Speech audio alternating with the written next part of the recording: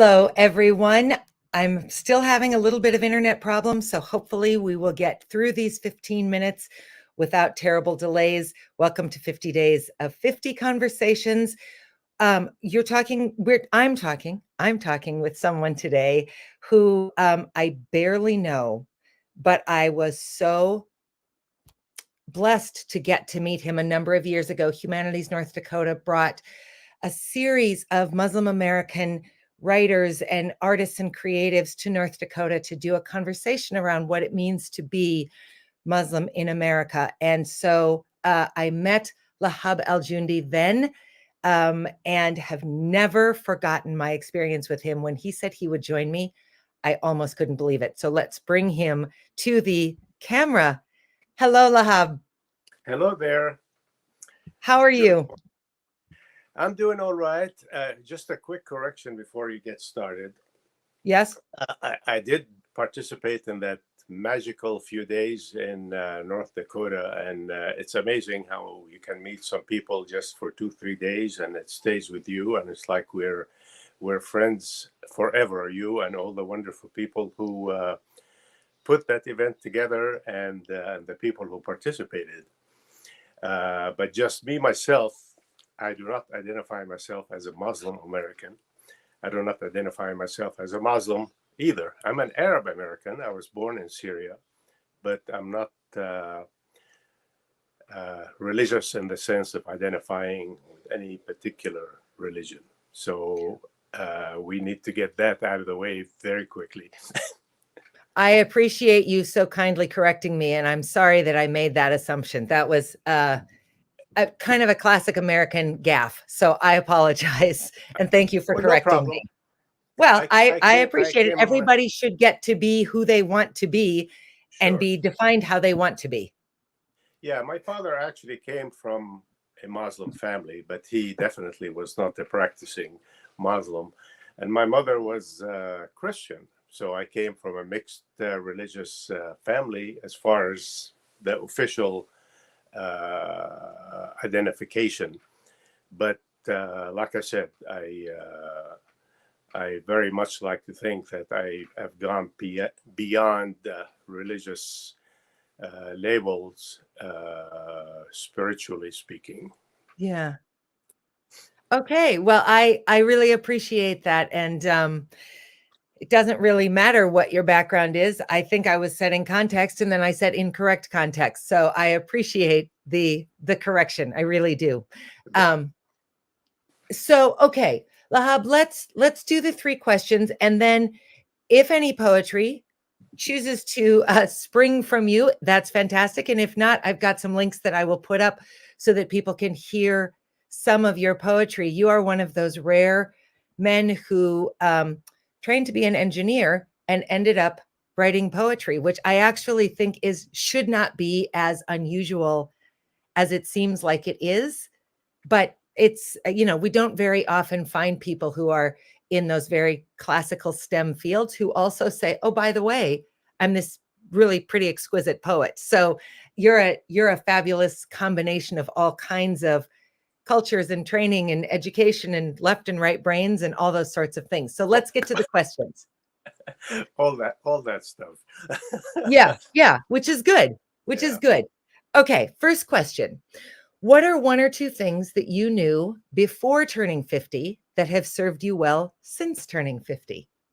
All right. Can I turn the table on you a little bit? Sure. First of all, I want to say that for me, 30, 40, 50, 60, I was just going along. None of those markers was, specifically meaningful transition or change type points. Now, this year I turned 70, and we can leave that for a little later. Now, that was very meaningful. Oh. But what I thought about doing, since you've been doing so many interviews and we're so close to your actual birthday now, your 50th, after talking to all the folks, and I've watched several of the interviews. Oh, thank you. Yes. uh, what have you learned Mm. about turning 50, and what, from your experience, what is it that you're going to be looking forward to, or what is it that you've never heard before, but now you know? Maybe I can benefit from that, and maybe based on that I can also give you uh, my feedback or my impression about Sure. that. Is that okay? Absolutely. Absolutely. Um, the number one thing that sticks out to me, and multiple people have said it, and I did not expect this answer, is that the decade between 50 and 60, and for some people, it was the decade or the time from 50 to wherever they are now, well into their 60s, was their most creative period, was the time when they felt they were most in their truest, best flow of being a present producer of whatever it was they wanted to do. It's not terribly surprising that most of the people I've talked to are in a creative field one way or another. Um, and I was very surprised at how many people said, I turned 50 and I felt like everything opened up for me. So that was both surprising and also Mhm. made me excited about turning 50. Um, and I think the other thing that has really stuck with me is how many people have talked about the importance of simple kindness. Be kind to other people. Don't be so busy on your own journey that you don't stop to notice other people. Look around and pay attention. I have really loved that, um, because if we all did that, things would be a little bit better in almost every facet of life, as opposed to doing this and thinking only about what will serve ourselves. So those are the Yeah. two big ones that really, in this moment, have stuck with me. Sounds good to me. Of course, I managed to retire from my engineering work before I got to age 50. Good for So you. yeah, and the impulse for me to do that as soon as possible back then was my creative surge that was happening when it came to poetry. So I would agree with that, but I would say for me it probably started before and continued after. Uh, the thing about be kind definitely is always true, whether you are 20, 30, or anything. I mean, if people wait until they're 50 to discover that, good for them. But my goodness, we we all should discover that very, very early on. Yep. And even though you should be ready to accept that, regardless of how kind you are, there are a lot of people out there who are not kind. It's you know true. a lot of people believe that all people need to is to be shown some love, and everything will be fine. It's like, no. There are a lot of mean, vicious, violent people out there, and a lot of them are in positions of power around Yeah. this world. So maybe that's the thing that finally hit me, that I would give you my impressions, and that not necessarily uh, happened at 50, but I mean, eventually I realized that my idealism Mhm. and my innocence were under constant assault as I Mhm. grew up and experienced the world. But then also I made the realization that these are the two most precious qualities, Mm. and you have to hold on to them and protect them at all costs, because your idealism and your innocence, whatever is left of it at this age you are at, uh, are most important. And without them, you become a product of what the world has done to you. So Mm. uh, these are my two words of I don't Yeah. call I call it wisdom, but just realizations. Yeah, that's really beautiful. And you're right. We are kind of conditioned to get that beaten out of us as if it's a sign of weakness, when in actuality, it's really the strength of what makes our humanity matter. Exactly, Yeah. exactly. Uh, Hmm.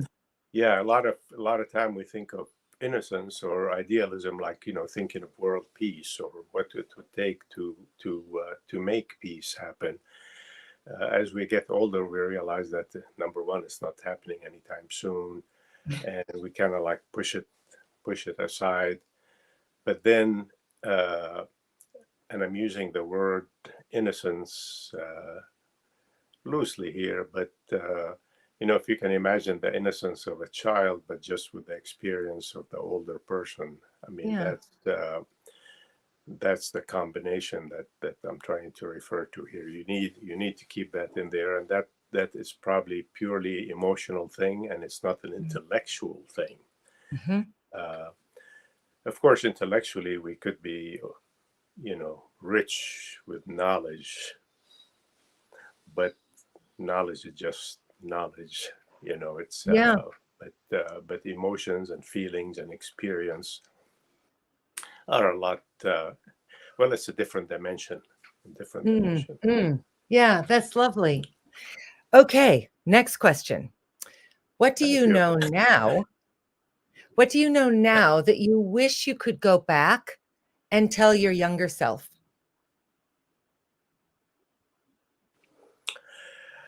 Uh, the only thing I would tell my younger self is to be a lot more compassionate toward myself.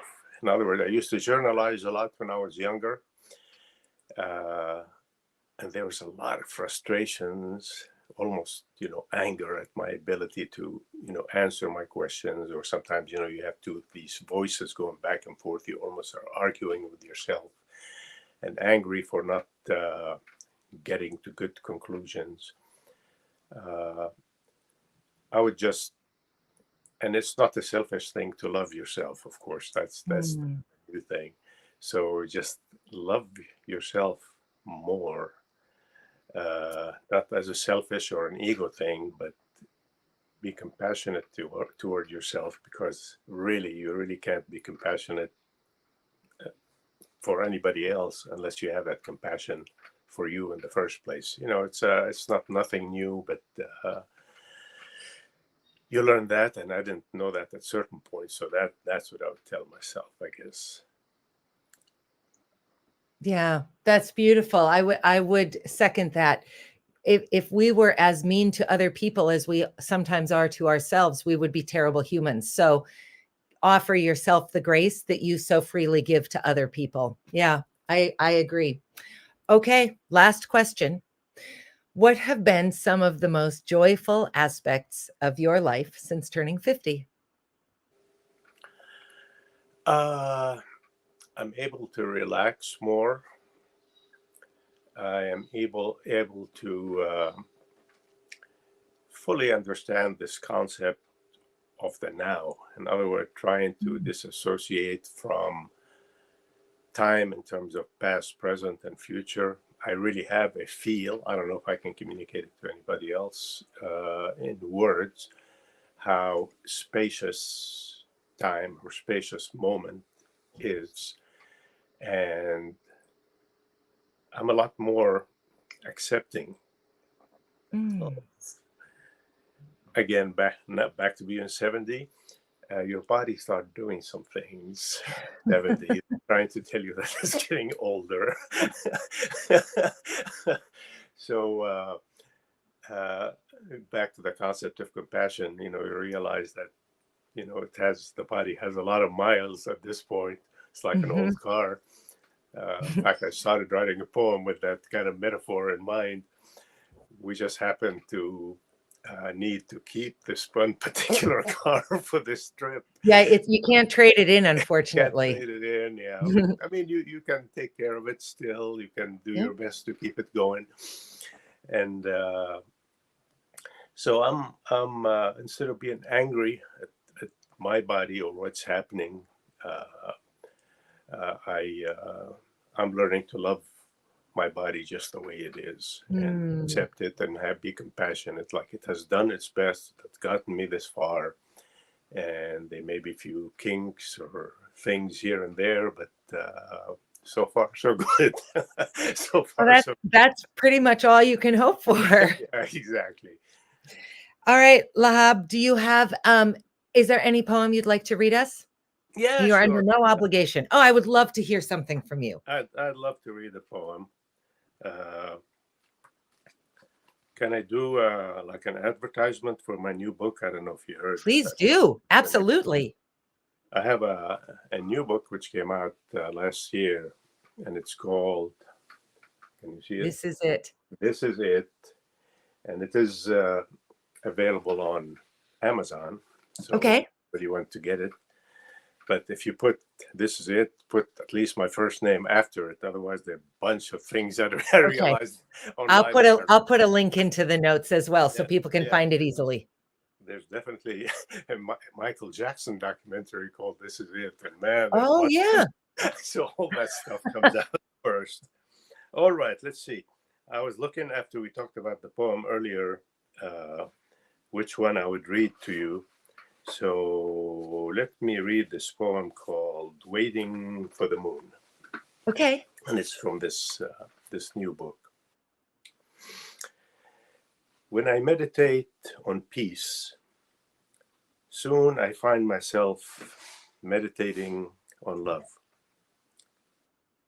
Once I start meditating on love, you come to me. Water sparkles emerald blue, breeze tempers August's rays, gulls meander over coastline. I inhale your presence. And you kiss me on the cheek. Tell me not to give up on mankind, to love like I always have, to be mindful of my compassion. So we wait for another Buddha moon to rise over the eastern horizon. You not believing you are here, me loving you like never before. So that's beautiful. Beautiful. Thank you very much.